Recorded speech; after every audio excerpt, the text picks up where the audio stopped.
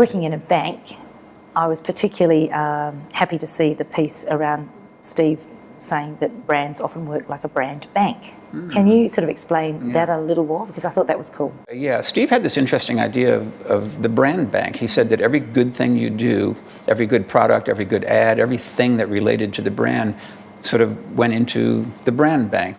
And that when something bad happened, you'd withdraw from the metaphoric brand bank, product problems, and kind of scandal or whatever. So he said, you want to have a good balance because you never know when something withdrawals. Yeah, Apple's had problems like the iPhone 4 antenna scandal. It wasn't working exactly right or perceived to have issues.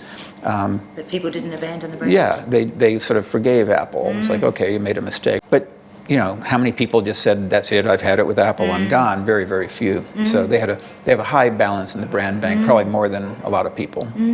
We were talking about design earlier and the importance of design.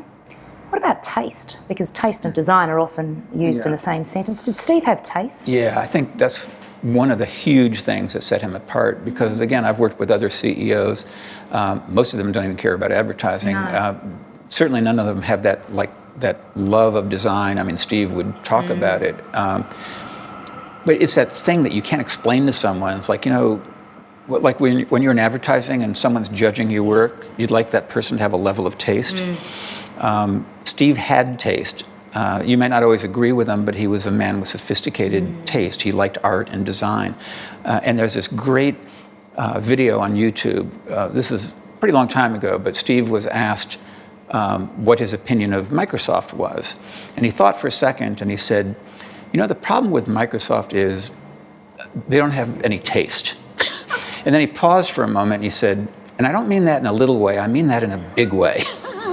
So just to get the point across. Yeah, and I think it was true because, again, in the marketing side of things, Microsoft has a long history of doing ads that they think are funny, but they're not that funny.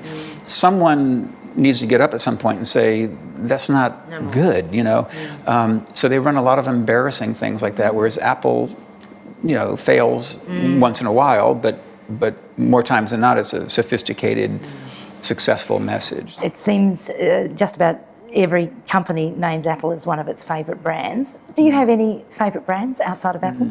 I can admire a company like Google, but I don't have that feeling that they do everything right. And they have some cool things they do and then some uncool things that they do. So